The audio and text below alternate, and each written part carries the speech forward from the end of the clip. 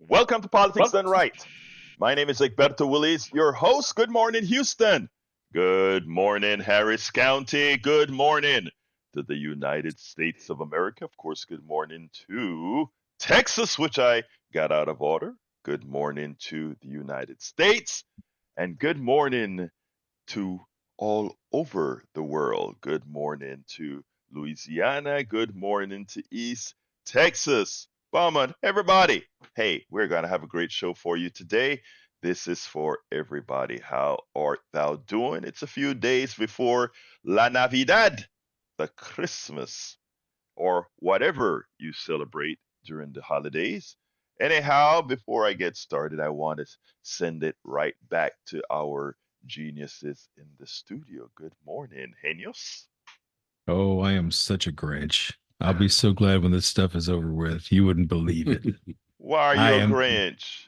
I am the Grinch. My daughter's a Grinch too. What's wrong? She's What's real. wrong? What's wrong for Christmas, the Grinch? Oh, it's just, the commercialism of it all. Buy this, buy that. What are you getting me for Christmas? And yada, yada, yada. It just makes me sick. It's interesting, man, because I used to be very Christmassy. I used to love Christmas, and over the last several years, it's been just I've lost it. Put it that way, I've lost it. But you know what? I haven't lost. I haven't lost saying, "Hey, I still want to hang around my peeps. I want to hang Oh, around well, my yeah, there's peeps." always that. And that's Yeah, the good part about it all. The family getting together and the good times and the stories and such. The food, the yes, beer, the football. Well, there yes. is that, yeah. But sometimes the shootouts too, but we don't want to talk about that. But the thing is, and I keep the television set and the radio on all the time, so I hear Uh-huh. all this, buy that, and every one of our Christmas songs or Christmas carols and such have been turned into commercials. It Yeah, just it just makes me ill to think, yeah, oh, we've got I call it the annual greed fest. Yeah, that yes, evil Santa, he's a capitalist. Well, yeah, yes. that's true. Hey, did you see the news yesterday in Oh Colorado? yeah. Yes, that's how Holy cow. we're Yeah. starting there, man. That's where we're gonna start this morning, and I hope to get some calls on that. I have mixed Somebody finally feelings. had some cojones to take this Mm-hmm. man on and go, you are a criminal. You do Yes. not you do not uh get voted for or get on the ballot in our state because you are a criminal.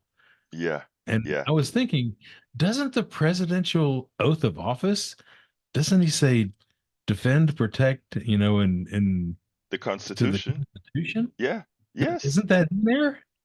Yeah. Then how does it not apply to the president's office? What Well, clown thinks that doesn't apply to the president's office? well, So go ahead. yeah. The Supreme Court in Colorado showed some cojones, so let's see what the Supreme Court of the United States do next. But we'll see. Well, you know that they're neutered. They're neutered Yeah. by the dollar. They got money problems, that too much of it in their hands. And it's co-opted. It's co-opted, it's Yes. co-opted by big business. Yeah, one Mm, state is going to fall after another saying no.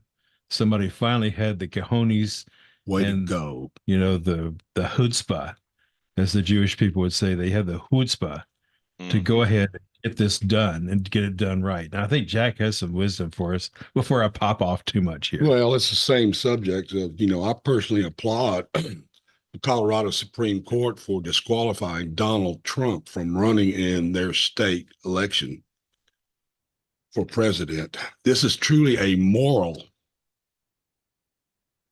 and Yeah. constitutional action against an insurrectionist and a rapist. Now, Joe Biden is no saint. He works for the same moneyed interest that Trump does. He may be the lesser of two evils, but what I'd like to see is a dream team of progressive Democrats carry the torch of democracy. Don't you know a dream team would throw the right into the panicked chaos? Well, that would be the hope that I would have too. Yes. But yay, Colorado, yay, chutzpah go for it. Sometimes when I say the right, I'm talking about the wrong people. I'm talking about the moneyed interests, the corporate interests that are really the bad players in all this. Well, Jack, just remember when it all turns to fascism, they're going to come for the capitalists too. They're on the list. Yep. So when you buy a politician, you're buying a rat or a snake. So consider that. And we Ray Amen. Burrow show again. Here No, I we mean, go. listen, I look, let me tell you, this is how we start, and this is where we get the good ideas. And did you realize for the last two shows, you guys changed the confounded show, man? Just like I say, people can call in and change the show. Brother Jack and Brother Howard changed the show on me the last 2 days. But you know what? Oh, well, that's That's what you should do is not throw it to the control room. Well, no, no, no. That's what I love. That's what I at love, you least know? we're on the right topic. Yeah. Yeah, listen, man, that is what it's all about. But to our great audience out there, I'm glad that Jack started out, and actually Howard started out today on the subject of Colorado. So let's go ahead and talk. The title of the show today is Trump was disqualified in Colorado. Will Biden change his tune after a terrible poll? The Colorado Supreme Court disqualified Trump from running in Colorado. We all know why. Biden's polls are tanking. Will he change his stance and bear hug of Benjamin Netanyahu and his genocide? Who knows? Who knows? Who knows? But let's get started here. Uh, Last night, completely surprising to me, I saw the news popped on the Chiron saying Donald Trump disqualified in Colorado from running from being on the primaries. Now here's the thing. I must admit that I don't quite understand completely because they removed him from the primaries.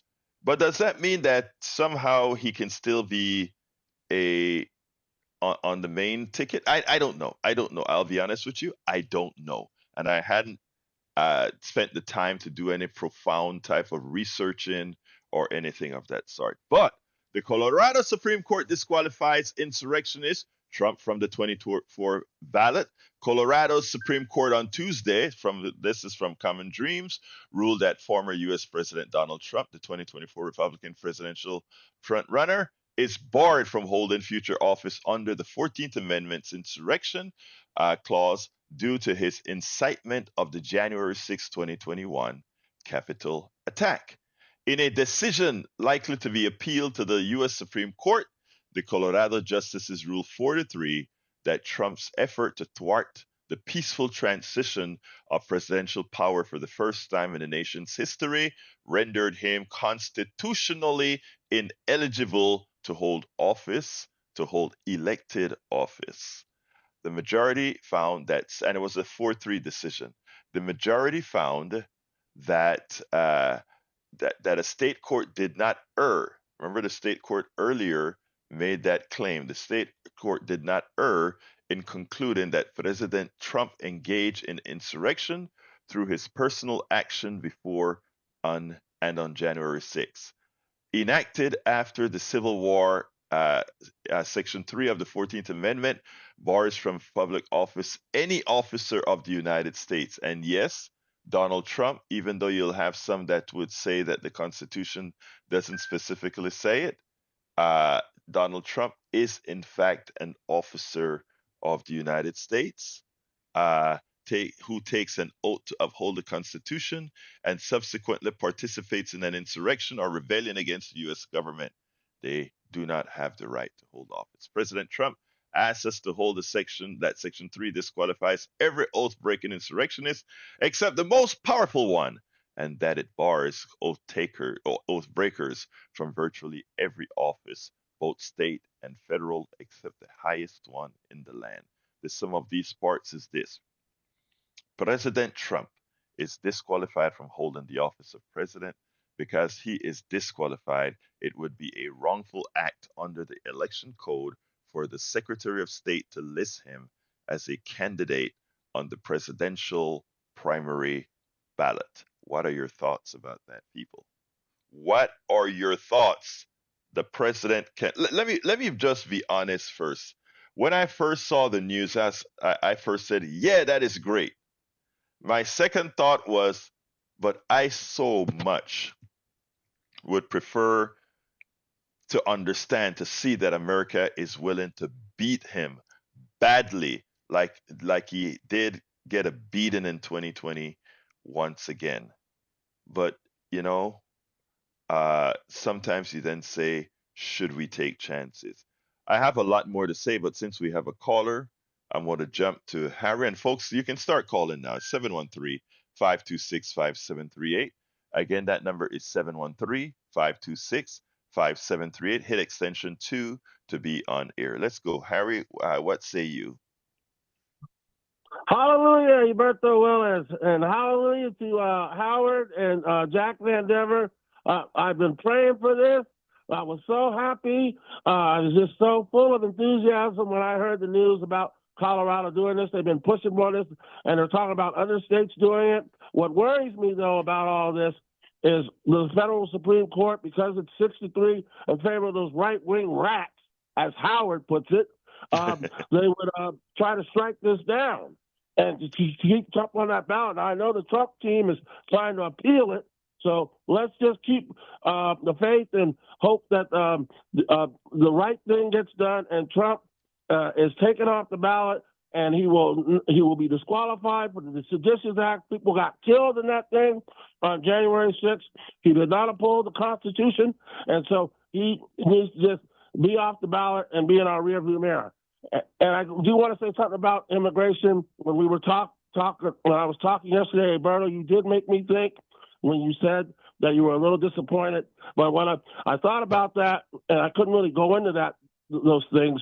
And I did mention to Steve that you have to do it the way Alberto Willis did it when he became a United States citizen. You went through all the proper channels.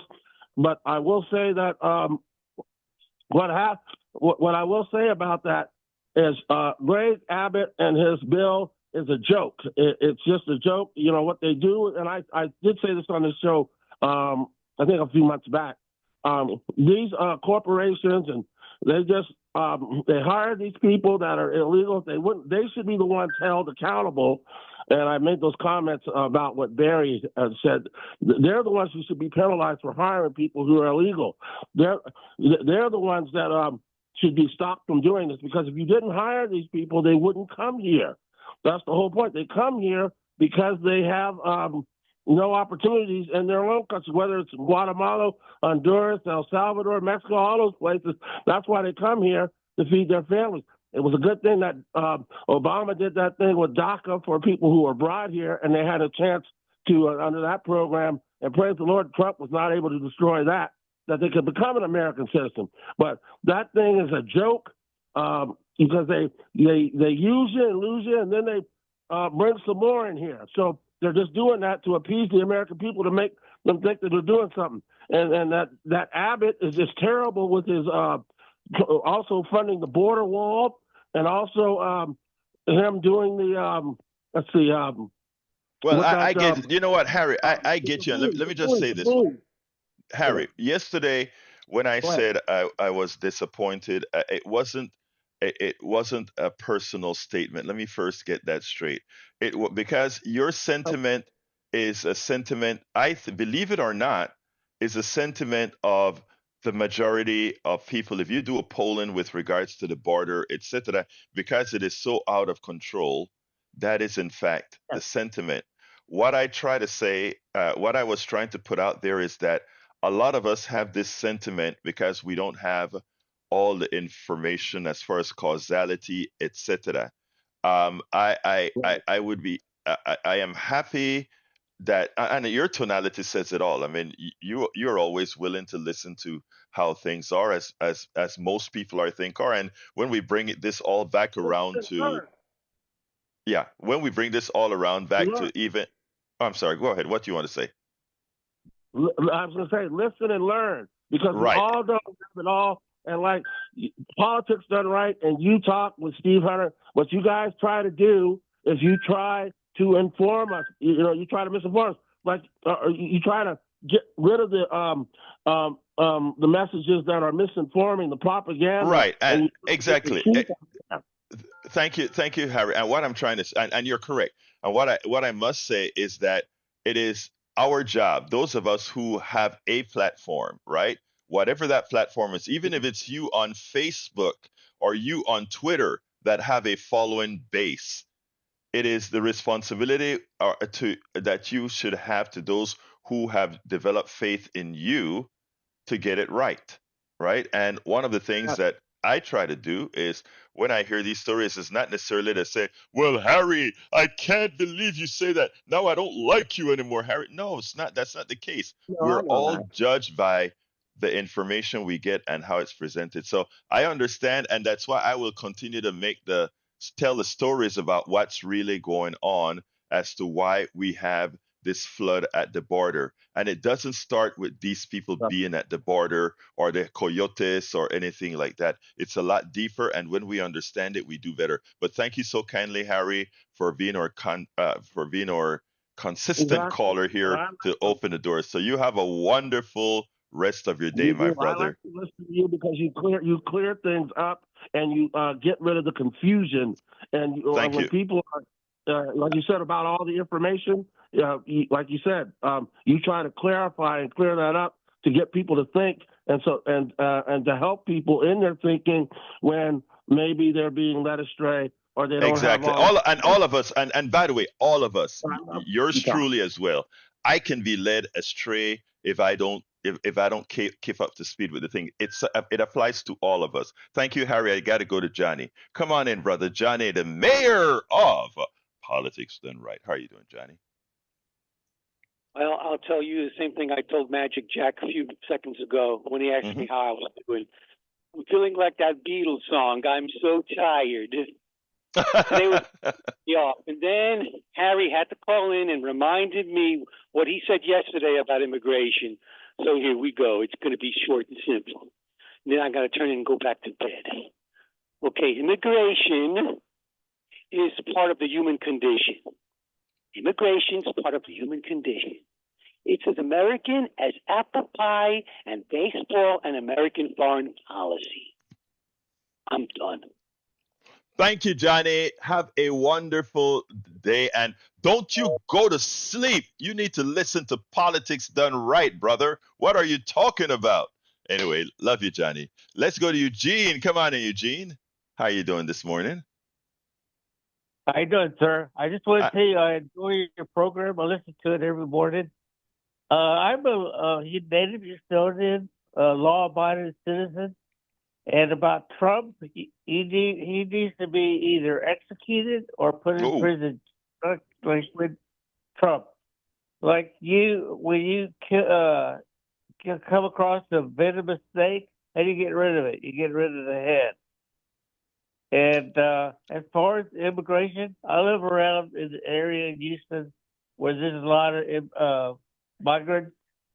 And there's nothing wrong with those people. They come over here, they mind their own business. They want a job to support their families.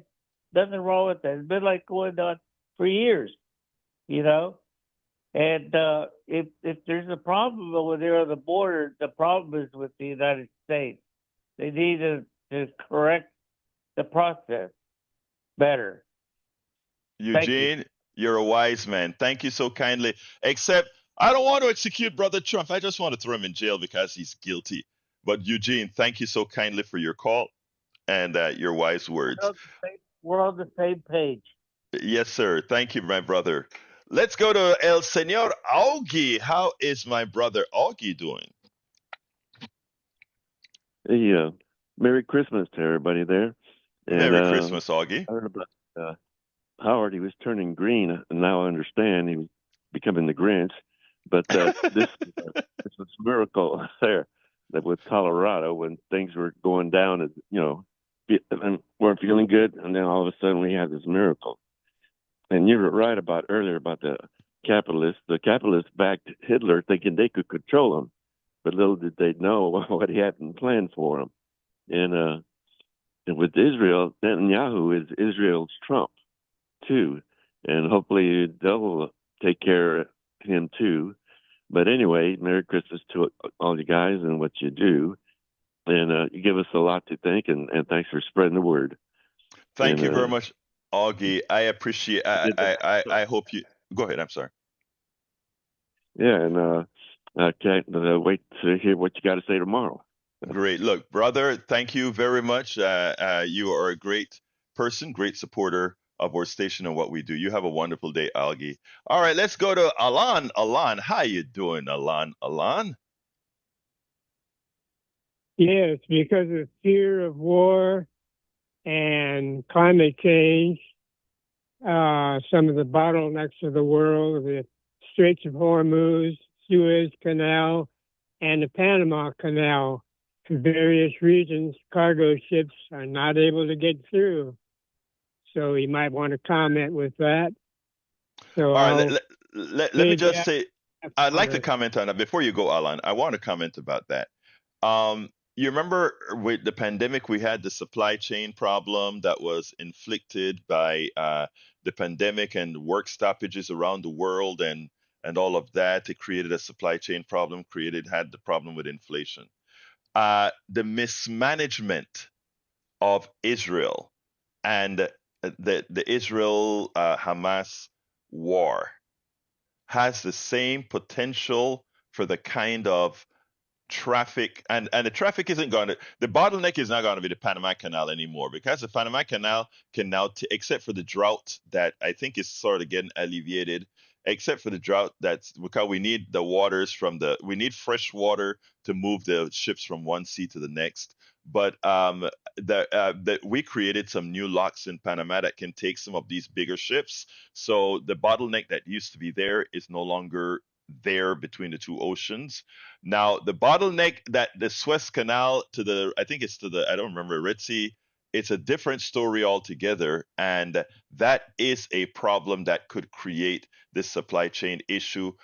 And it should not have been if we hadn't jumped onto this just in time inventory crap that made a windfall for a one-time windfall for the corporatists. But I digress. The only reason we'll have that supply chain problem is because of these guys not having created a structure that built into the system these things that can occur, and number two, that Biden has completely screwed up the Israel Hamas problem. Anyway, what else would you like to say, Alan? That's it. You covered it well. So I'll throw this baby out with the bathwater. Thank you, my brother. You have a wonderful rest of your day and happy holidays to you, sir. Anyway, folks, getting back onto the subject of, look, we all know in election number 2016 for Donald Trump, he got beat by 3 million votes. That's a substantial number. In election number 2, oh, wait a minute, though. And even though he got beat in 2016, he won by about 80,000 votes in the states where he needed to win. In 2020, Donald Trump lost, but he lost by a much larger percentage of votes. I think it was near 8 million, but I know for sure 7 million plus votes he lost by, a huge number. But he only lost the election by 40,000 votes. Welcome aboard, Eric Hayes. No, I'm not denying the election result when Donald Trump won. I don't think I ever denied it. I said there were issues with the election because of propaganda that came from Russia and other places, and all of that has been proven factually. But hey, Hillary could have done the same thing. Facebook offered Hillary the ability to do to put a person in her office who understood the Facebook algorithms, etc. And with her cockiness, or I should say, not her cockiness, but her campaign's cockiness, they disregarded that. They disregarded Michael Moore, when Michael Moore informed them that Michigan was in danger, they ignored him just at the last minute. They ran to Detroit. They forgot when he told them Pennsylvania was in danger. Just the last minute, they went to Philadelphia. So here's the deal. So I'm not denying 2016. Donald Trump won the Electoral College in 2016. He lost the popular vote, which is we the people's vote. He lost in 2016. That is a fact.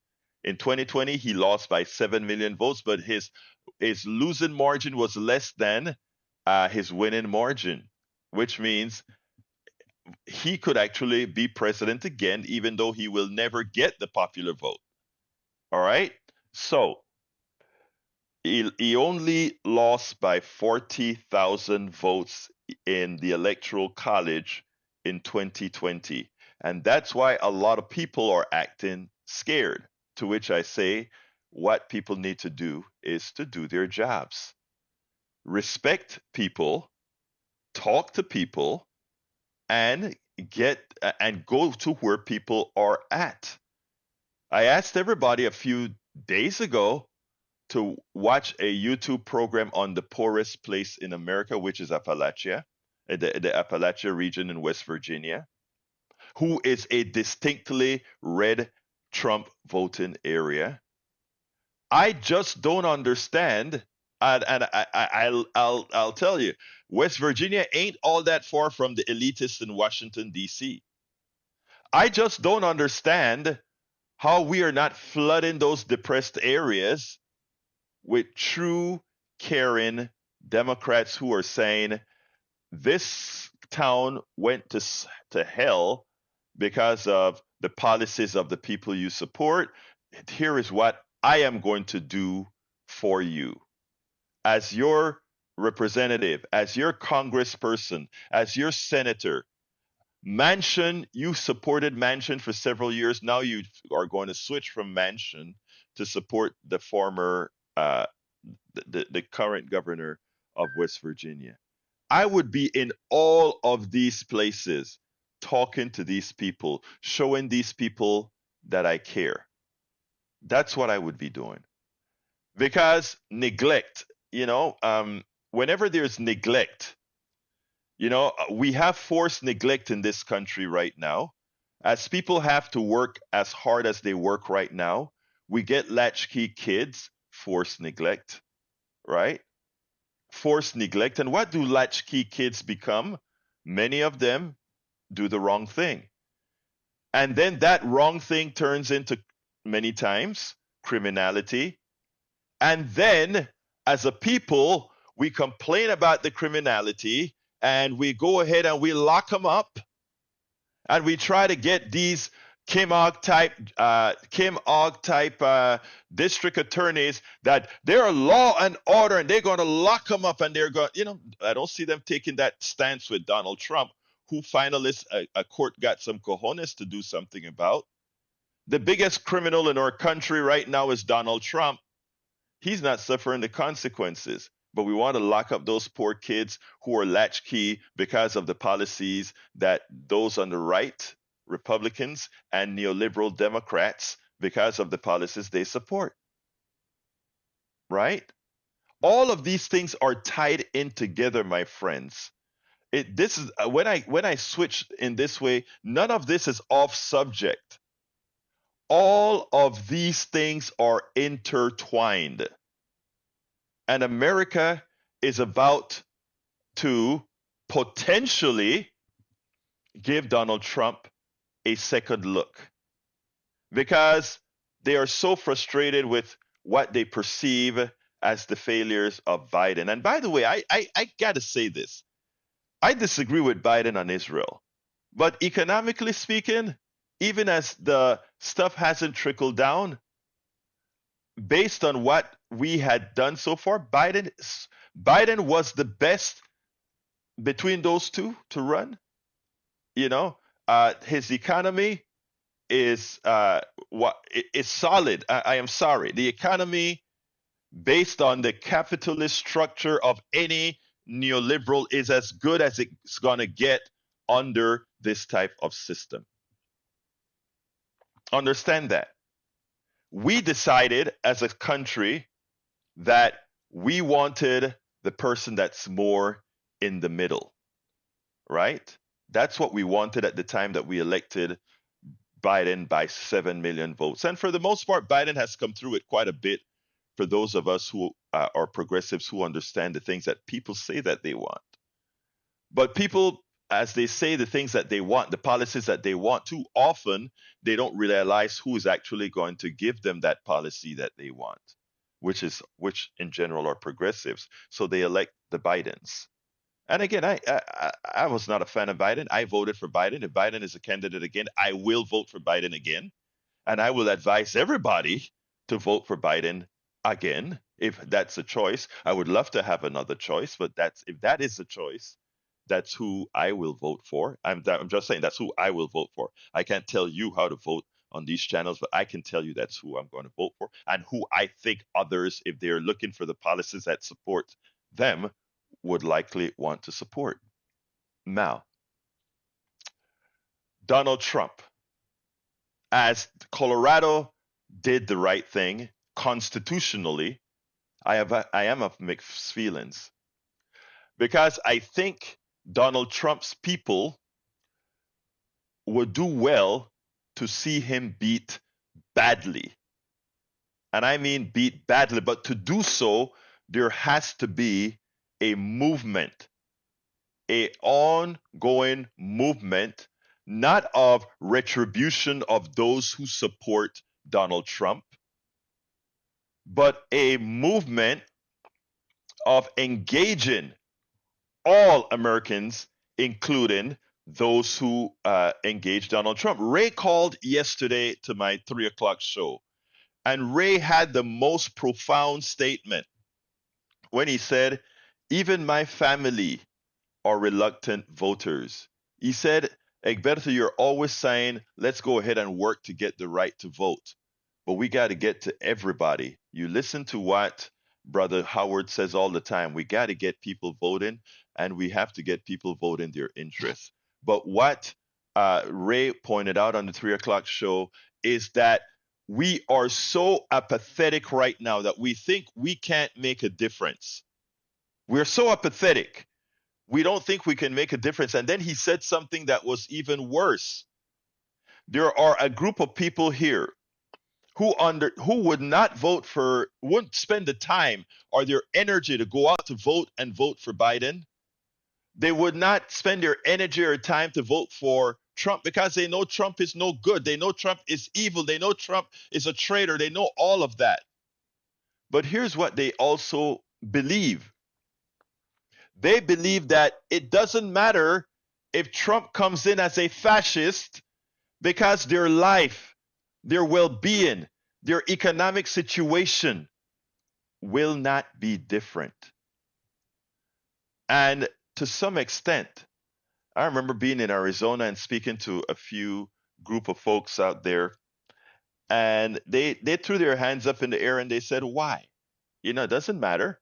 If he's a fascist, they do their fascist thing with their people. I'm still having to get up, work 80 hours a week, buy expensive food, and take it to my family.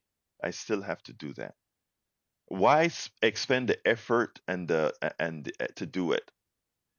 And when Ray started to say all of that, I recalled I was doing some canvassing in the Latino communities behind the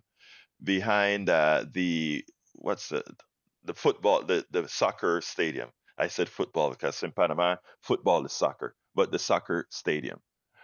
And I was doing some canvassing in those areas out there, and most of the Latinos out would be telling me, it doesn't really matter. We don't vote, this and that. And especially my Mexican Latinos, my Colombian Latinos.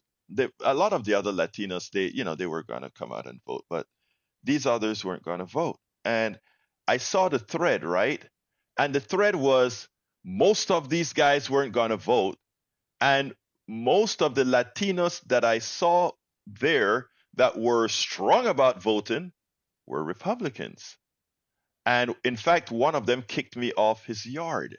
His mother was talking to me, and she was talking, and we were giving her the advice as far as why to support. It was during, I think that one was during the second Obama campaign, if I recall. Why, we should support this ticket, etc., etc. And she was saying yes, and that's what I'm going to do. And the son runs out of there, and he's, I'm always friendly. I goes and I put my hands out to shake his hand, and he slapped my hand away. And he said, "Get off of my yard." I said, "But can I just get off?" And I said, "Sir, can I?" And then he said, "I'm a Republican," and and he just started calling the right wing phraseology. And I'm looking at his living condition and where he works, and I just looked at him and I said, "Why?" And he ran me off of his yard before I got a chance to have a good conversation. So there's that as well.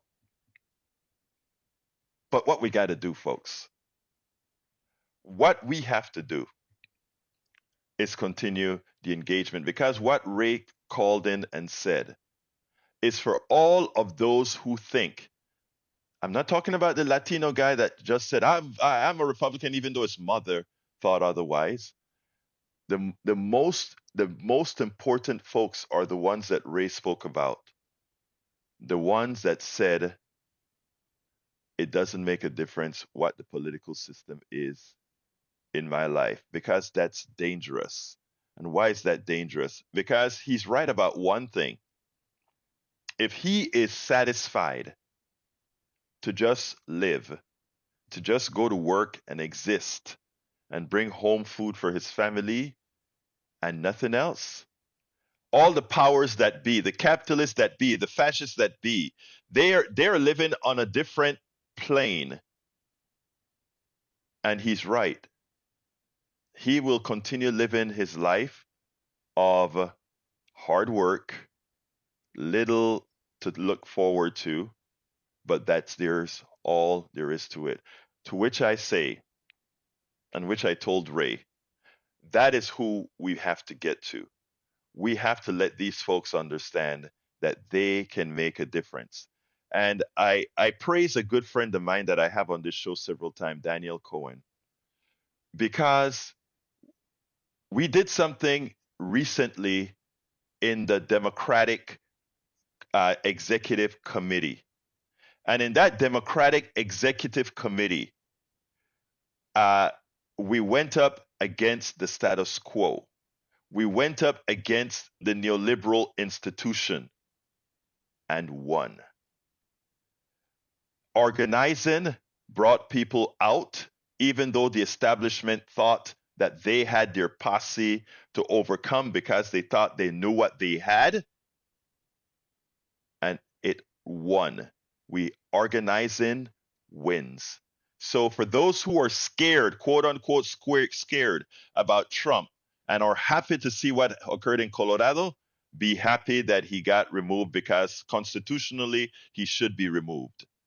But don't fear if he stays on after the Supreme Court runs. Don't fear, because if we go out there and do the job and show people that their vote matters, like Brother Cohen organized to get the vote to matter and show that it can matter. Your vote matters. Marlene, good morning. How are you doing this morning? Hey, good morning. I just love Good. this program about voting because it's so important. And I'm willing to bet that the majority of people that vote, it's a generational thing. I remember, I'm 63, and I remember as a child, my parents taking me to vote. I have 6 daughters, they all vote. I am currently raising 2 grandchildren. And the last area election, this past, we went early voted. They have to come with me because this is important. I want you to meet the people. I want you to be comfortable going in there, giving your name, whatever it is. If you have questions, I have questions that I ask, and I want them to know the process. And this is what we do as a citizen. This is our right. Don't let anybody take that right away from you. So I really enjoy your program talking about voting. Thank you so kind of Marlene. And Marlene, you are exactly what all of us should be doing. And let me just tell you that my daughter is 32 now, and she's living at Mhm. home right now because she's recovering from a stroke. And we go out there, stroke leg and all. We go out there, and I we jump into the car, and I take her out there, and we go out there and we vote.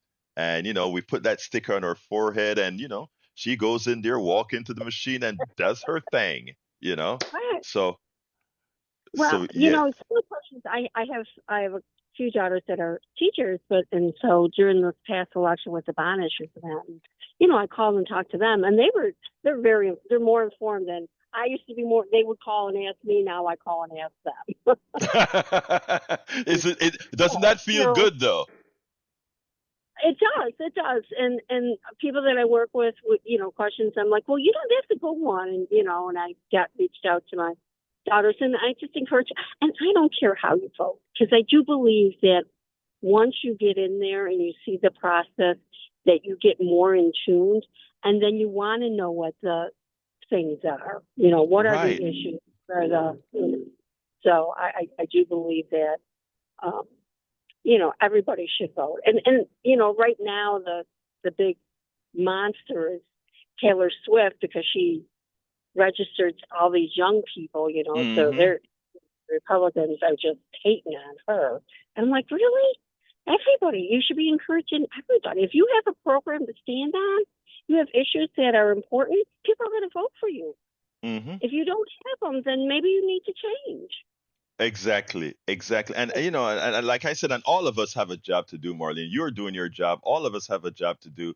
And that is, when somebody tells you I don't vote because or whatever, just never let it stay there. And you don't have to be disrespectful about it. No. You just have to go ahead and talk to the folks. And you know what? It's so funny, Marlene, a lot of times you have a conversation with somebody and they leave the conversation and you are of the belief that you didn't get to them, but most of the times, believe it or not, you planted a seed. And even if it doesn't happen this time, it happens the next time. So the idea is keep Right. engaging. I call us a country that suffers in silence. In other words, we have forgotten how to talk to the neighbor, forgotten how to, I live in Kingwood, and you go on the streets and everybody is on Mhm. the inside and they don't talk. So the only places to talk Right. is at Starbucks or the grocery stores. And you know what? I push myself on people. Some people probably say, "Who the hell is this dude?" But that's what I think we got to start doing. Yes. Well, and I've done some political walks, like when Beto first came and stuff. And, and I can relate to the gentleman that came out the door to you. And that's Hmm. probably, you're talking about that time. That was, who was it? Joe the sheriff in Arizona. He was big. Remember Hmm. him? Yes. Um, I'm sure that had something to do with it. But, um, I ran across a few people that were not as friendly. I mean, I'm not going to push it on you, but this is what Hmm. I'm doing. This is what I'm talking about. If you want to talk about it, if you have any questions, let me answer them. But Yeah. there was a few people that came in my face, and I'm like, sir, okay, I just please vote. That's all I can say. Let me walk away. Marlene, you are a treasure, my dear. Thank you so kindly for your words. And thank you for listening. And you have a wonderful rest of your day, okay? Thank you, you too, sir. All right. Let's go to Mike. Come on in, Mike. Hey, how you doing? I'm enjoying your show. Look, you know Thank you, what? sir. Um, Yes. I wish you would. I wish you would do something very important to educate the people. Is one day examine, analyze, and explain what was Eisenhower's farewell speech in regards to the Oh, various. wow. You just touched my heart, Mike. You just touched my heart. Okay? I mean, look, I'm a veteran, a business owner, and when I first moved down here, Houston, on and off, I am from Appalachia. Okay, I am from North Carolina at the Virginia Tennessee line, so I see the poor hillbillies. I see them. All right. Unfortunately, they are generationally uneducated. That's just how they keep themselves. Okay, and that's their choice. Just like when you come down to South Texas, you have generations of Latinos that are amazingly uneducated. I have some relatives down in South Texas. I ask them questions, and they're going like, oh, when did that happen? And they don't know. Now, see, here's an interesting irony. Okay, mind you, I'm in the middle. I'm not a Republican. I'm not a Democrat. Okay. But how about this? Why is it every time you hear, we talk about Trump, we already know Trump's a dirtbag. Okay. But how come every time that you hear that Biden's out on a vacation, he's hanging out with some hedge fund billionaire that's worth $50 billion? Okay. Biden's not in touch with the people at all. He's just, unfortunately, an empty suit puppet. Look, politics is simple. I'm an American Indian. Okay? In our American Indian community, we have a saying, two wings from the same bird. I have another analogy that I use, and that is the way it works, the way I see the parties work right now, the Republican Party, the Democratic Party, they are all, one is the left track and one is the right track. But tell me something about the tracks. Tell me something about the tracks. They're both going in the same direction, right? They both go in the same direction and rarely cross over. And what I started telling our folks back in the early days is what we need is a derailment. And I slow derailment. In other words, a derailment where we change directions, but we don't harm anybody. And that's what I'm into. Thank you for your call, Mike. You're a good man. And I'm so glad that you mentioned Appalachia, because people that are listening to me hear me use Appalachia a lot. And the reason why is for those who don't get politics in the aggregate, don't quite understand why Appalachia holds an important key in our entire, both for the Electoral College and otherwise. If we concentrate on Appalachia, progressives are unbeatable. But anyway, we talk another time, Mike. Thank you so kindly for your call. Let's go to another Mike. Come on in, Mike. Good morning. How you doing? I'm doing fine. Talk to me, sir. Yes, I've been to Appalachia, and it needs a lot of help. Just like Detroit, I've been there also. The neglect of these places is pretty extreme. But about the border, talk about how NAFTA has affected those areas down south, where they used to grow their own crops and they could produce a lot. Now these big corporations have come in and taken over. You got to buy their seeds, which is a higher price, and that pretty much ran the people out of the area who could support themselves and their neighbors. Talk about that in more in depth.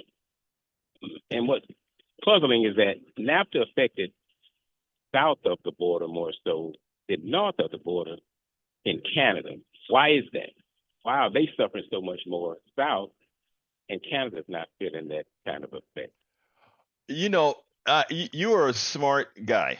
I mean, let me tell you something, and also for you to notice that very interesting fact that somehow NAFTA affected south of the border more than the southern border more so than the northern border. Very observant, and it has always been a constancy in the way we do business. Not only for NAFTA had to do with the trade between Canada, Mexico, and the United States. It's a free trade area, but that free trade didn't do very well for the people who grew their own stuff. And you mentioned a very important part that I actually put out in detail in my book, As I See It: Class Warfare, the Only Resort to Right-Wing Doom. Why did I put that out?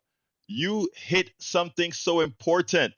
Seeds used to be something that any farmer, a southern farmer, a Mexican farmer, or whatever, he grew his crop of corn, he grew his crop of whatever, and then he kept, I don't know, 5% of those seeds or something like that, and put them away to grow the next season. Then as all these trade groups came along and corporations started selling seeds now had patents and copyrights. So you had to buy your seeds from corporations which added a cost to you. A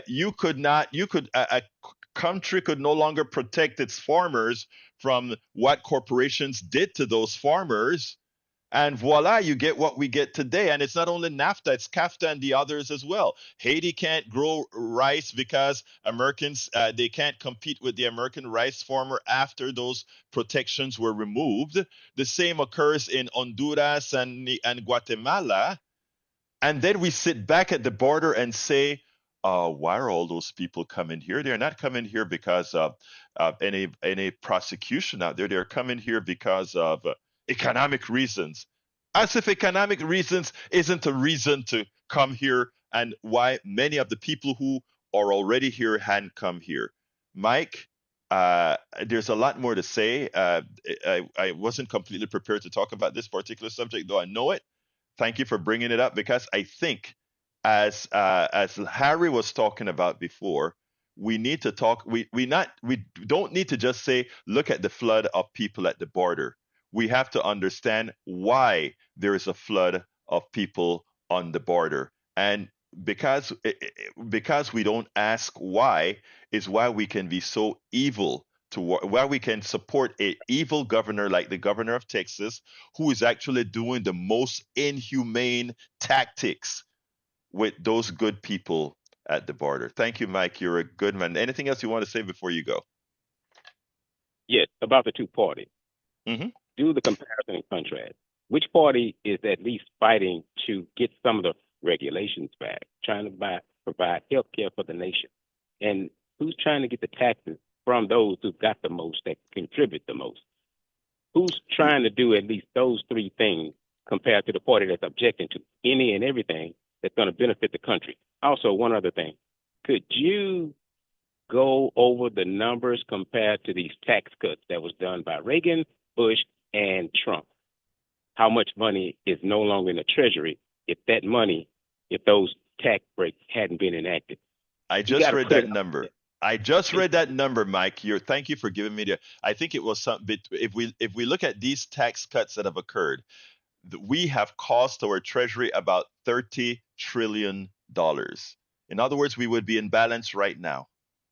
Okay, we would be in balance right now, absent the tax cuts that Reagan, Bush, and Trump in his little 4 years did $2 trillion in tax cuts. But I tell you, worse, right? The fact of the matter is that this was done all on the backs of the average American voter, who several times vote for these guys. And they sit back and not understand what it's all about. But so yes, you're correct. The tax cut has been one of the most harmful things we've done. And they did it by they tried to justify it by following an economist whose name was Arthur Laffer. There was this thing called the Laffer curve. The Laffer curve claimed that every single drop, that there's a particular curve, that if you do that curve, as you drop taxes, you got more economic activity. It was written on a piece of Kleenex. It's the biggest lie we've ever had to live with. There's no difference between the private sector spending $1 than the public sector spending $1. It's the biggest lie on the planet. Hey, I got to go to some other calls. Mike, thank you so kindly for your intelligent converse. Hey. All right, let's go to Peter real quickly. Peter, I don't have much time, Peter. I'm running out of time. Well, good morning, Egberto, and happy winter solstice to y'all. And so I'm just ecstatic, obviously. I was cheering when I heard the news, the great news about, the Colorado Supreme Court. And so there's just some symbolism there. I'll make reference to it and then see what your thoughts are. So it was, as we all know, it was January 6, 2021, and Donald Trump, he had leather gloves. So I think that's his defense, like the OJ defense, like if his fingerprints aren't on. Peter, I'm gonna let that stand, Peter, because I only have 2 minutes and I got to go to Bard. Let that stand. Thank you for that, Peter. Peter's running for position number 2. Check him out. Bard, come on in. Real quick, Bard, you got 15 seconds. What are the legals giving at the border? Why are they coming to the border? Good question. They give them a free cell phone, an airplane ticket to wherever they want to go. Okay, Bart, I got to go, but stop listening to right-wing crap. Please stop listening to right-wing crap. That's not true. That's not true. I gave you the reasons what's happening at the border. We can talk about that another day. Let's go to Roberto. Come on in, Roberto, number 3. Buenos días. Until we get rid of the electoral college, yes, sir. Popular vote is never going to stand. Yes. Go ahead, Roberto. Yes, I'm saying until we get rid of this electoral college stuff, the popular vote is never going to be heard. You are absolutely right. Roberto has it perfectly right. Who we want as, or who we chose, or who we elected as president or representative, then these electoral or higher educated folks, I'm calling it for a minute, electoral college folks, no, they need to go. Thank you, Roberto. Estoy donde una parada bien fijo. Thank you very much. You're absolutely right. Brian, real quickly, you got 30 seconds. Okay, you're totally wrong on NAFTA. NAFTA had nothing to do with Nicaragua, Guatemala, any of the southern countries. Kennedy took the tax rate from 94% to 70%. That spurred economic growth. Look it up. Yes, there's a big problem in the southern border. A big problem. And thank you, Brian. Got to go, Brian. Got to go. I didn't bring Nicaragua and Guatemala in about NAFTA. I brought it in for other treaties as well. Anyway, let's pass it on to our studio. Alrighty then. I have nothing for you, but Jack has some wisdom here. Well, they're building a wall down there, right now it's to keep people out. Who's to say it's not also being made to keep people in with the way they twist things around? It could easily become a wall that keeps people in. Wow. Wow, profound. Anyway, Jack, thank you very much for that. Anyway, folks, I want to thank all of you for spending some time with us. I want to thank Howard and Jack. I want to thank all the wonderful callers that called in here. By the way, Bart, I just want to say that I'm not Bart, but Brian is correct. NAFTA only, and I think I said that, but I want to make sure people don't get it the wrong thing. NAFTA covered Canada, Mexico, and the United States. There are other treaties that covered Haiti, the Caribbean, etc.